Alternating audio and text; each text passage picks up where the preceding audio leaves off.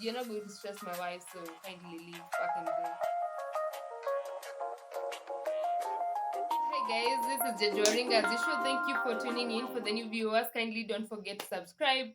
Kindly don't forget to like us, love us, share our page with your friends. Invite more people. Keep your comment here so that we know what you think of the content we are making, and I would really love to hear your views about it. So, karibuni sana and stay tuned. Today we're going to have a topic, as you've seen, a topic about nannies in general. Because my oh my, if you haven't dealt with like more than 8 nannies, then you don't know what life is like. If you've not dealt with 6 nannies, that's what people tell me, then you don't know what life is like. So I'm going to give you a brief breakdown, a brief background of where I've been. For me, I've not always had a nanny in my life. I think for my firstborn, my husband was more skeptical about having a nanny than I was. So we really managed to do with this caller for the time being. As in, anyway, I usually listen to people's the nannies come and then they give you all these stories about how they're suffering, how their loved ones are suffering, and all those excuses. I think my husband used to see through it. Something I never used to see through. So, and didn't have my money, so they wouldn't have borrowed money from me or anything. So they used to ask me something. I asked my husband, and my husband's like, no, just let that one go. And let's say the first 3 watches by my husband. I don't know. He just used to say, "You cannot stress my wife and live in this house, so kindly go." And that was very easy for him. Ah, beyond that, I know I have had my share of drama with nannies. And I think I will be engaging a few people to also share their dramas with their nannies, and also to share the good stuff with their nannies. On this very topic, I know you've met some nannies who have, in most of the time, asked for bus fare to come and work for you. And I think my answer has always been the same. I've always asked somebody. I also don't get transport and rent money from my employer when I want to relocate or to start a new job. So if you really need this work, you need this job, kindly look for bus fare on your own and come on your own terms, and then you can refund the bus fare from your known relatives or friends who actually know you and are sure you will refund at the end of the month when I pay you your first salary. I think I've always done that, and that one has always saved me big time.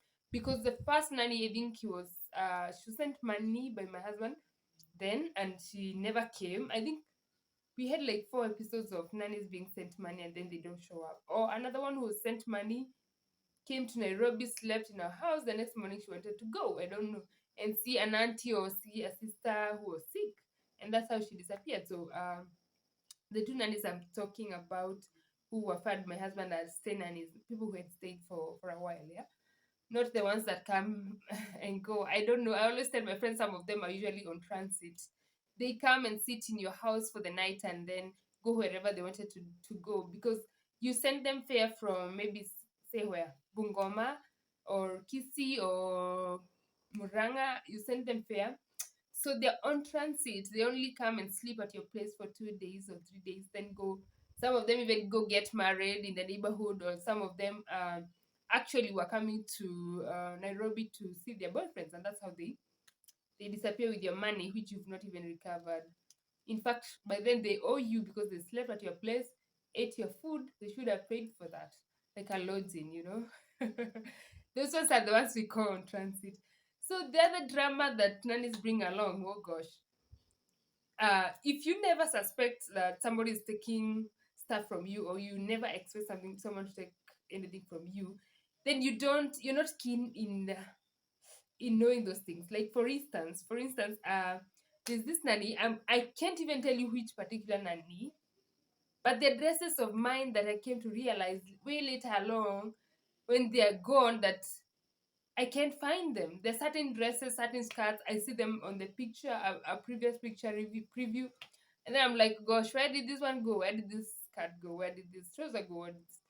And it's in the midst of just sending them away. You don't check their bags, you don't ransack what they have or what they have carried, and you're not very keen about it. When you're a blondie in in dealing with nannies, a lot of that will happen. They'll steal from you, they will take things from you. You'll be treating people with kindness in your house, but at the end of the day, they don't reciprocate that. So I learned not to be overkind to them, to just treat this person just like um, any other employee in your house. So I think with time I learned to treat them that way. I'll talk more about that later. Now the other drama is the drama about them and funerals. Goodness gracious! You ever had people who have many funerals like house helps? I remember I used to when my by the time my husband was passing on, I previously didn't have a nanny, and then we were in the process of looking for one who came.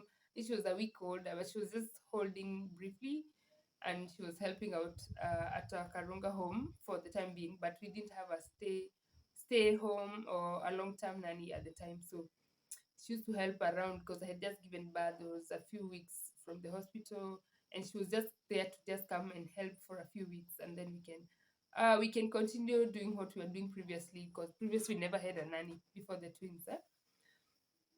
So because definitely because my husband had just so many away, the two of them away, so I got tired of just having people hanging around. So I opted to stay without a nanny for the longest. And anytime I was needed somewhere, I would have a stay, not a stay, a nanny, I didn't nanny when I was still in school. So she would come in and I go to class, and then after class I would come back home, and then I can release her. She can go and do her own things. And then I cook supper, I cook lunch, and that's it. Because my classes were never long, university life. Now, the next drama is about them and running out of money and family problems. I learned the hard way that their problems never end. But the day they want to leave, they don't remember they are leaving a problem to you. By the day they want to leave that morning, they will wake up and go. Nannies will always wake up and go. It has nothing to do with you. It has nothing to do with anything.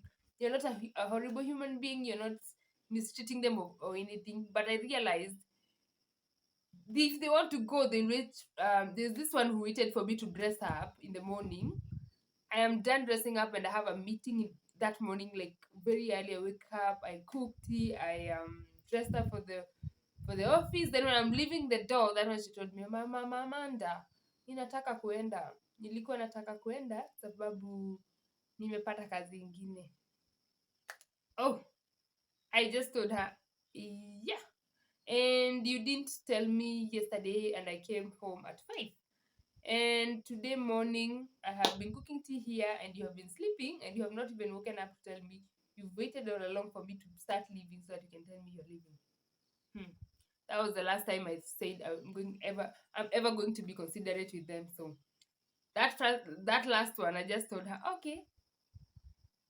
Now this one, I'm swinging to my hand, but then I told her, okay, fine, go. So okay, fine, go. The door is open, and that's how she left. I think she didn't expect that. She kind of looked at me for a while, stood there like statue, like you're going, you just want me to go. I said, yeah, it's okay. You've said you're going, you go. I mean, like I can't beg you or hold you back. That was the moment I realized anyone who ever comes, like I was so good to that girl. I remember I was really going through a hurricane. I had just lost my husband. So this is the first person like God, and this was the second person I got. The first one, the first was a nice person, but she got pregnant and had to go. The second person, that was the one I got. This one now who told me that. Later, I got my own. This is my fourth nanny we are talking about. And she told me, she like looked at me and then started doing funny stuff, going to back and forth. Then I said, let me just check her bag, and because she was doing a lot of back and forth there. She goes to the watchman, comes back to the house.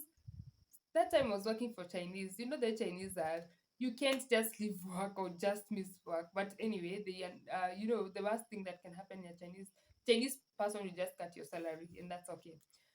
So I said, fine, I'm not going to beg anyone to stay with my children. I'm not going to stomach anything. You have been so good to people, but then people will just run all over you when they want to run over you. So I released her. Then I got another one. This is now my fifth nanny I'm talking about. My fifth nanny was I got her from a bureau. She came for a week, and it was less than a week. The fourth day, she burnt my daughter's face with hot water actually. So my daughter had her face all burnt, and we take her to the hospital and everything. Then the next morning, she wakes up and goes to the police station and says I have not paid her for 3 weeks. She said 3 months. I've not paid for her for 3 months, and I'm chasing her away. That time I'm in the hospital because my daughter was actually what do you call it?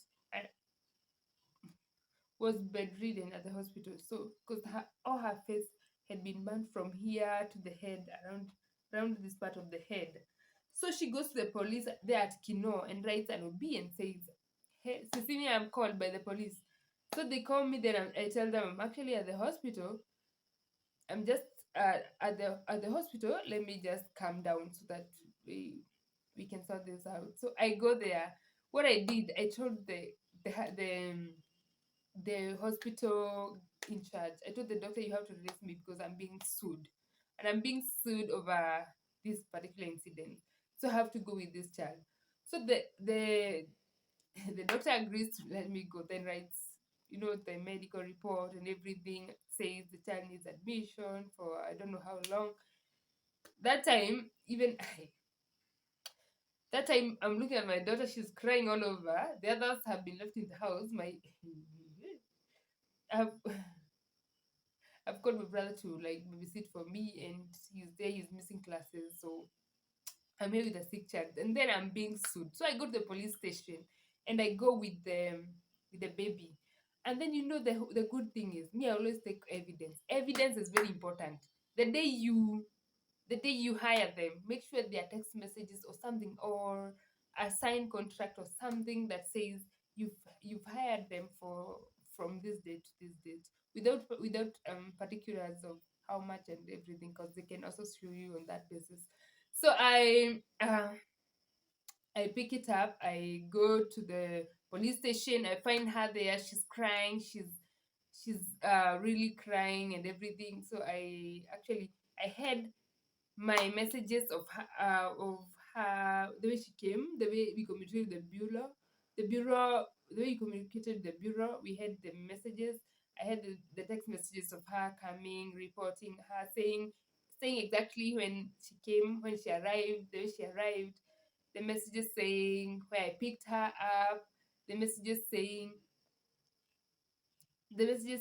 that I'm supposed to remit this amount of money to the bureau, and I'm supposed to at the end of the month and everything. So you see, 1 month was not even over. I showed the police person. First of all, I showed the police person the child and what had happened. I asked the police to ask her what really happened to the child, and ask her whether I've seen her that morning, because I never slept in the house. Remember, I was in the hospital, so I had not even slept in that house where she had actually left. So at that moment, I asked the policeman to phone my house and ask when she left, what she carried, because I'm not aware. So, and records that can clearly show that I slept at the hospital. So she calls my bro, my daughter picks the phone, and she's asked, anti alitoka saa ngapi nyumbani? Saka alitoka asubuhi, hatukumpata tukiamka. So they have not even drank tea that morning. They have not had anything to eat that morning. So I also tell the policeman. That time I have not even showed the policeman the messages and all, so that he can know that she was actually lying. So I tell the policeman, you just check and just call my neighbor or anyone, or call my landlord, because my landlord used to know when I have a new house help and everything. I would introduce them and ask them when I introduce this girl actually. So he calls them, then calls the bureau. Then I tell the policeman to call the bureau as well. calls the bureau, and the bureau says she's less than 4 days old in my house. So I also I show the messages to the exchange messages. She's asked what is her number, and she gives the policeman her number.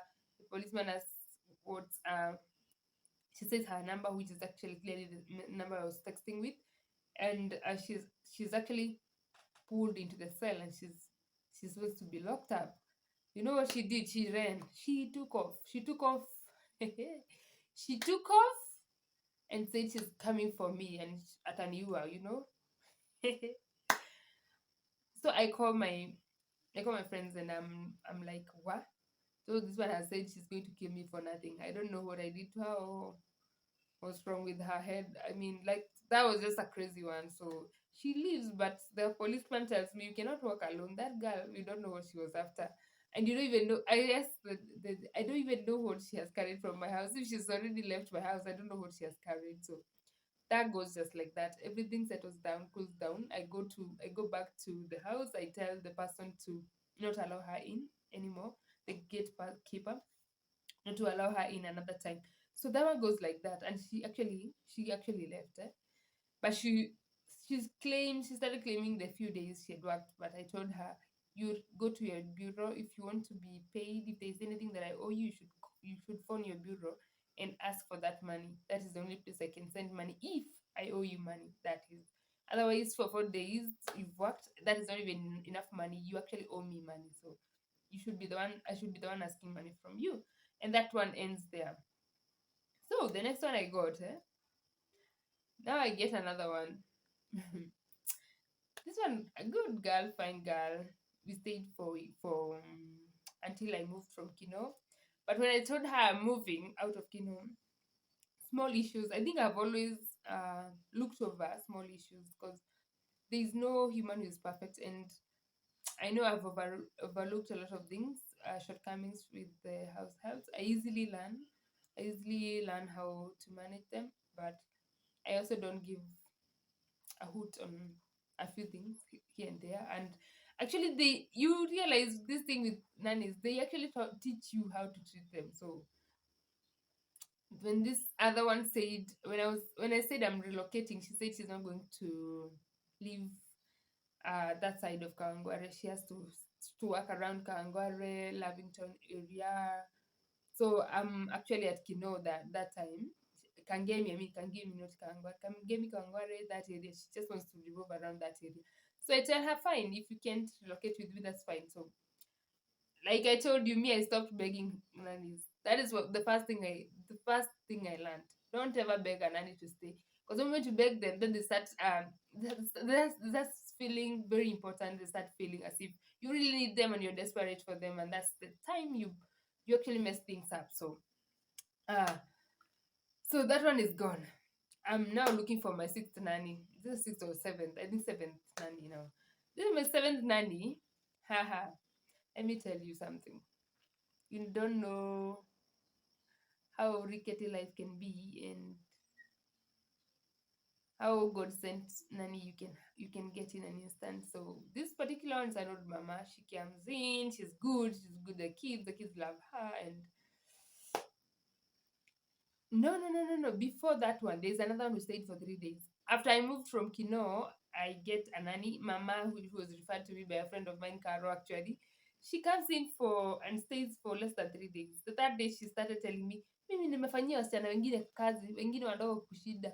Hata hunijui. Na mimi nimefanya kazi miaka mingi sana.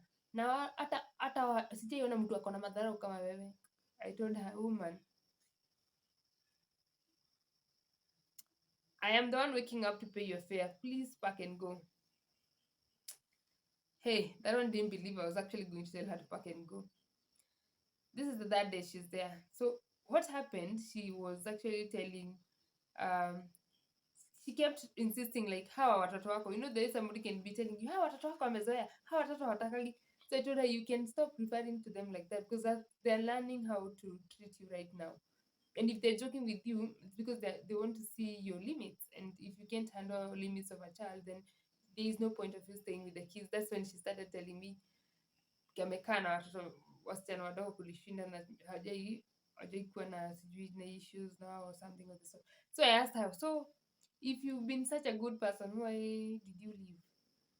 And she tells me, hey, hapana, unajua sijui hao watoto wako me, I told her, you just pack and go please. And that was it. She started making noise all the way to the road, and I mean, me if I'm done talking, I'm done talking. Like me, you push me here. By the moment I'm tripping heavy, like I'm so gone. I'm not there. I'm not there. So and I stopped begging nannies a long time ago. So I just told her, "Psh, pack and go," and that was it. So I get another one. My last nanny. I'm on my last nanny. This mama was good with the kids, good with everything, good with clinic. Okay, she was not good with clinic, but I had to keep telling her to do this and this. The good thing with her is that if you tell her to repeat something, she would repeat, as in without stress, without a fuss, without. And she stayed with me for about 3 years. Then came a time I could not pay her anymore, so I had to dismiss her last year around June. So since last year around June to date, I have not had nannies, and I hope not to have one soon. Until I have the energy to have one, I may not want to have another one. I sent her to my friend. I hope she's doing well.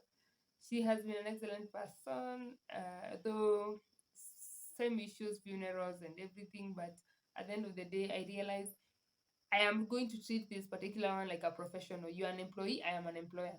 So our relationship has always been basically about employer employee relation, and nothing has ever gone wrong. Nothing went wrong in all that time. Um, and I don't give advances. I don't give emergency money. I don't have it. I mean, that is the first thing I tell you when I employ you. I tell you that I don't give advances. I tell them I don't give emergency funds. I don't have any emergency kitty for my nanny or extra money. So I pay you the same amount of money without adding even a dime. Because previously I have added people even 2,000 on top, and you hear the same person asking you for 3,000 the next time you're giving her her salary. So employee employer relationship has worked for me, and I think you should also try that. You should also just try working it out, and you see how it turns out. Don't treat them uh like um like I don't know. It's good to treat them like your equal children, but I think it really didn't work for me. So maybe it can work for you. I don't know. But let me hear your thoughts. What works and what doesn't work for you? And hey, for me, hey, no favors, employer-employee relationship, and that's it. I'm looking forward to hearing from you, your nanny dramas. Just drop me a line. Let me hear. If you've not subscribed to my channel, kindly subscribe. I'll be sharing my next video about my life without a nanny since 2022 last year, and I would really want to hear from you. I would really want to get insights on how you guys have been dealing with nannies, so that I can try some of your tricks in case I need a nanny in the near future, or if I ever employ another one. But hopefully, I think I would go for my old nanny. I think I would call her back. I don't know if it's a good idea or a bad idea, but hey, I think that was was such a safe landing, and we had a very, very professional connection with her. So stay tuned for more.